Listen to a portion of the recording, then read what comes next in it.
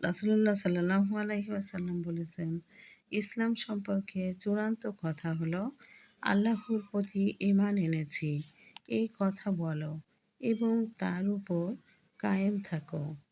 মুসলিম সুফিয়ান ইবনে আবদুল্লাহ সাখাফি রাদিয়াল্লাহু রাসূলুল্লাহ সাল্লাল্লাহু আলাইহি ওয়াসাল্লাম বলেছেন, জাহান্নামের অধিবাসী নারীরাই বেশি হবে, কারণ নারীগণ বেশি মাত্রায় অন্যের প্রতি লালত, অভিশাপ দেয় এবং দুই স্বামীদের প্রতি অকৃতজ্ঞ থাকে। বুখারী, মুসলিম।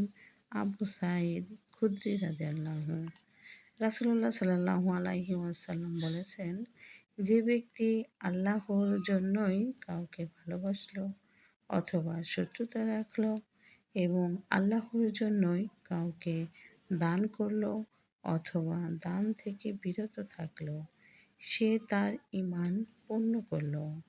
আবু দাউদ।